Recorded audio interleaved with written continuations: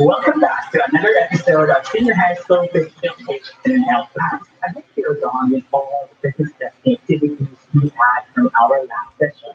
Today, we accept receiving another interesting lesson for you, my senior high school learners, that you may share to the rest of the class. Hi, my name is Ender Francisco, and welcome to our subject, Optimizing Physical Education.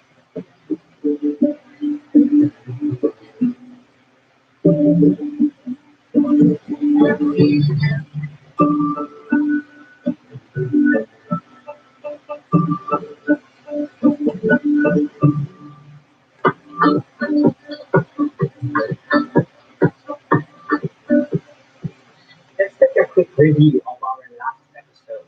I want you to identify whether these physical activities are cardiovascular activity, flexibility, muscular strength, and muscular endurance activity.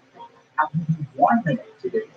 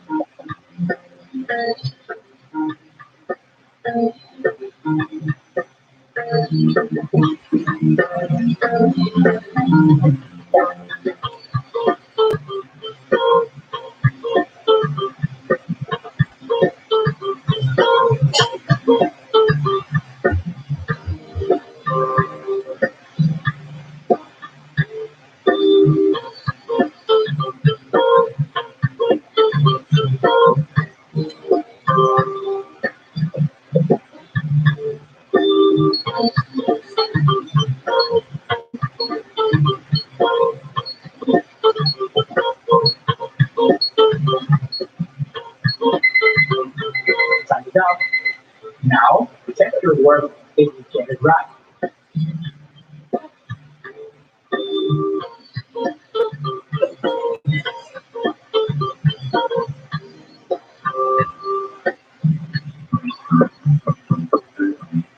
Ever wonder why some people get results on their fitness program from looking like this in day one and performing into this after a few months? How come there are those need exercise and not see significant results. That's because we have to adhere to the proper principles of training for us to get the results that we have been looking for. A proper program of exercise considers the principles of training, the principles of overload, the principle of progression, and principle of specificity and reversibility. Overload pertains to doing more than normal for improvement to happen. It means to use our fitness, strength, and endurance.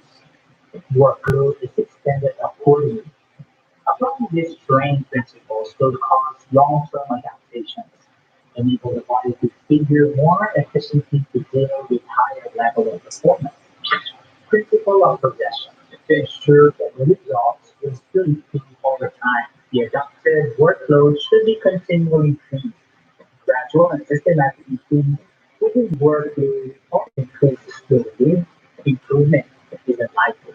For instance, the athlete who exercises vigorously only in weekends violates the principle of progression and will not see obvious fitness gains. The principle of progression also stresses the requirement for correct rest and recovery. Continuous stress on the body and constant overload will lead to exhaustion and injury.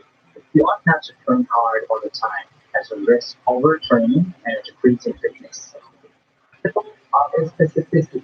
We have all heard the phrase practice makes perfect. Well, this is often the principle of specificity in action. This principle simply states that exercising a specific piece or component of the body primarily develops that part. The principle of specificity implies that to become a better at a selected exercise or skill, you need to perform that exercise or skill. For example, cyclists should be trained in cycling, and runners should be trained in running. Here's the acceptable sort of exercise that directly improves your skill muscles. Principle of reversibility. Development of muscles will happen if regular movement and execution are completed. If activity ceases, it will be reversed. This shows that benefits and changes achieved from overload will last as long as training is continuous. Extended rest periods reduce fitness and therefore the physiological effects diminish over time, which throws the body back to its pre-training condition. Note, the effect of training will be lost if the training is discontinued. Now, let's go to the FITT principle of physical activity. Understanding the FITT principle helps you create a work plan which will be beneficial in reaching your fitness goals. FITT stands for frequency, intensity, time, and type of exercise. These are the four elements you would like to believe to be workouts to achieve your goals and fitness level. Let's see how the FITT principle works. For frequency, how often you exercise. 3 to 5 times a week is a safe frequency for each component or calculated physical fitness. American College of Sports Medicine sets exercise guidelines to provide a place to start figuring out how often to work out. For cardio, include your goal. Guidelines recommend moderate exercise 5 or more days every week. For instance, cardio 3 days every week to improve your health. If the goal is to lose weight, you need to work off and on to 6 or more days a week. For strength training, the suggested frequency is 2 to 3 non-consecutive days. It should be 1 to 2 days between sessions. If you're doing a sleep routine, like upper body at some point, and most and total body workouts. Hyperintensity refers to how hard you work during the physical activity period. Intensity is often measured in several ways, counting on the health-related component. For instance, monitoring heart rate is a technique to measure intensity during aerobic endurance activities, but gives no indication of intensity during flexibility activities. For cardio, you will usually monitor intensity by heart rate or pulse rate. The recommendation for steady state workouts is at moderate intensity. And for interval training, it should be done at a high intensity for a shorter period of time.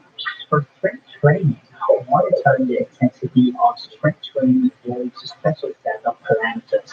The intensity depends on the workload you are doing, the amount of weight you lift, and the number of repetitions and sets. You can change the intensity based on your goals. For a beginner, use a light load and do fewer sets with higher repetitions. 2 or 3 sets of 12 to 20 repetitions. If your goal is to develop muscle, do a higher number of steps with a moderate amount of repetitions. 4 sets for 10 to 12 repetitions each. If you want to create strength, use heavy weights to try to do more sets with fewer repetitions. For example, 5 sets or 3 repetitions each. How to get your target heart rate or THR. First, get your maximum heart rate using this formula. MHR or maximum heart rate is equal to 220 minus your age and you will get your MHR. Second, determine your heart rate reserve. Do this by deducting the resting heart rate from your maximum heart rate. Third, to get 60% up to 80% intensity. Multiply 60% or 80% to your heart rate reserve or HRR. Fourth step is average 60% HRR to your resting heart rate or RHR to get the target heart rate. Take note, your resting pulse rate is the number of times your heart beats per minute after you are at rest. When it comes to resting heart rate, lower is healthier. It means your heart muscle is in good condition and it is not going to work strongly to maintain steady beat. Studies found out that a good resting heart rate is connected with poor physical fitness and high blood pressure and body weight. Now, let's go to the next. T is for time. This tells you how long you should exercise. For cardio, the suggested cardio exercise is 30 to 60 minutes, but the duration of your workout depends on the type of exercise. For a beginner, you might start your workout at 15 to 20 minutes. If you're doing steady state cardio, like going for a run, you may exercise for 30 minutes to 1 hour. If you're doing internal training and working at a high intensity, your workout should be shorter, around 20 minutes or half an hour. For strength training, how long you lift weights depends on the type of workout you're doing and on your schedule. For total body workout, you may take up to an hour, but a sleep routine may take less time because you're working for a few muscle groups. And lastly, is time. This refers to the definite physical activities that let's take to improve a component of our health related fitness. For example, a person who wants to improve arm strength should exercise the triceps and biceps, while individuals who want to improve aerobic endurance need to execute some other aerobic challenging activities such as jogging, running, swimming. For cardio, structure is changeable since any activity that makes your heart rate out counts.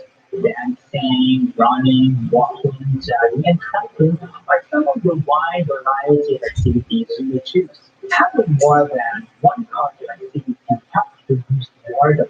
For strength training workouts can also offer a variety of exercises. It includes any exercise using resistance like dumbbells, barbells, machines, and many others to build muscles. You can also use your body as a resistance tool. You may change the type of your strength workout depending on your role. Let's now discuss the parts of an exercise program. An exercise workout has three components: warm up, exercise load, and cool down. The exercise goal for workout load is the program activity that will stimulate and potential adaptation when performed regularly. A warm up is essential prior to essential workload as it prepares the body for more strenuous activity. It increases the blood flow to the working muscles without an abrupt increase in lactic acid accumulation. According to research, the warmer the body and muscle, the higher muscular output. A good warm-up also prepares the heart muscles and joints for the next activity, but it increases the joint stiffness and increasing the nerve impulses. Cool down is essential after a workout as it permits the true exercise heart rate and blood pressure for a gradual recovery. Cooling down may be most vital for competitive endurance athletes like marathoners because it helps regulate blood flow. Warm up at least 5 to 10 minutes of a low to moderate intensity aerobic exercise or resistance exercise with lighter weights. Conditioning 15 to 60 minutes of aerobic resistance, neuromuscular, and sports activities.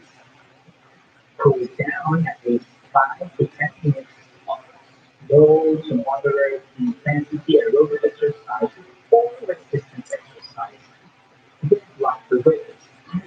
Stretching. At least 10 minutes of stretching exercises performed after a warm-up or cool down phase. No, prepare at least 15 to 30 minutes exercise per week. And now for some exercises you could do at home. Now let's work on our flexibility. These are examples of flexibility exercises for your upper body. These are for our legs. Now for some muscular strength and endurance.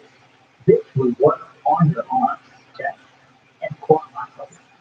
After spreading out during those exercises, I want you to do this activity after exercise. Perform these activities at a time and practice these questions for each fixed activity. How did you feel it? How did you do it? How much did you sweat? Did you have difficulties sleeping? You may post your answers on Facebook with the hashtag DepedTV and HTV and mostly like feature your answers to our next episode. Always remember, a healthy body makes a healthy mind. Point that as you engage in different physical activities. Not only doing activities that lift you, but also living your parents so achieving an active and healthy lifestyle. Again, this is Edgar Francisco, here that focuses